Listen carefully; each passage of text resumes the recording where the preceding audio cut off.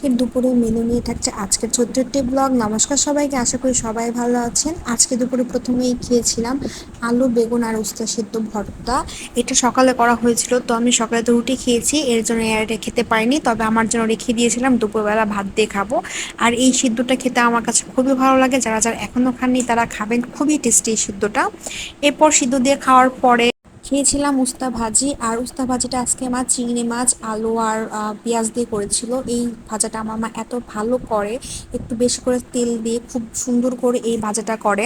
আর সাথে আমি কাসন্দ নিয়েছিলাম, কাঁচা লঙ্কাও ছিল ডলে ডলে, তারপর আমি খেয়েছি। আর এই কাসন্দ দিয়ে উস্তা ভাজিটা খেতে আমার কাছে এত ভালো লাগে। আমার কাছে কিন্তু তিতা খেতে খুবই ভালো লাগে, মানে আমি তিতা খুবই পছন্দ করি।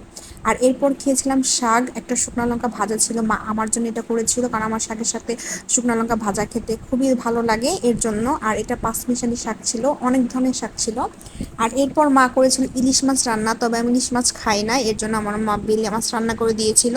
আর আজকে বেলে মাছটা সবজি দিয়ে রান্না করেনি, এমনি জিরে বাটা হলুদ গুঁড়ো মরিচ গুঁড়ো দিয়ে শুধু রান্না করেছিল। তবে এইভাবে খেতে কিন্তু আজকে অনেক দারুণ লেগেছিল। আর আমার এমনিও বেলে মাছটা খুবই পছন্দ।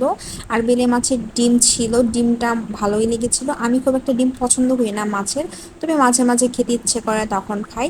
তো আজকের দুপুরবেলা খাওয়াটা আমার কাছে অনেক ভালো হয়েছে। তো আজকের ভিডিওটি এই পর্যন্তই। ভিডিওটি ভালো লাগলে আমার লাইক ফলো করবেন। ধন্যবাদ সবাইকে।